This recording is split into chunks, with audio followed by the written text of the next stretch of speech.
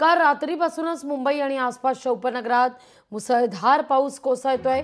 यामुळे सखल भागात पाणी साचण्यास सुरुवात झाली आहे। मुंबईत परतीच्या पावसाला सुरुवात झाल्याचं म्हटलं जात आहे। काही ठिकाणी विजांच्या गडगडाटासह या ठिकाणी पावसाला सुरुवात झाली आहे।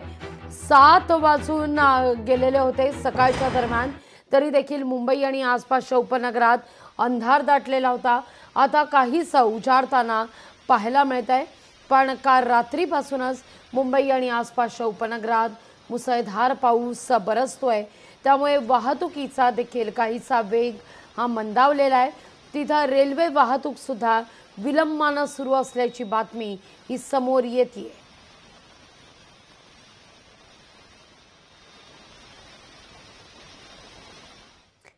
मुंबईत मुसळधार पाऊस सुरू आहे। अनेक ठिकाणी पाणीच पाणी पाहायला मिळतंय। किंग सर्कल मधली दृश्य पण पाहतोय।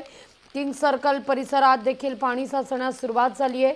तर तिथं दादर, लोअरपरळ, हिंदमाताचा परिसर या ठिकाणी देखील सखल भागात पाणी साचल्यानं वाहतुकीचा वेग हा काहीसा मंदावलेला आहे। घाटकोपरमध्ये रेल्वे रुळावर पाणी साचलेलं आहे, त्यामुळे रेल्वे वाहतूक विलंबानं सुरू आहे। तिथं दक्षिण मुंबई चर्चगेटमध्ये देखील मुसळधार पाऊस सध्या बरसतोय।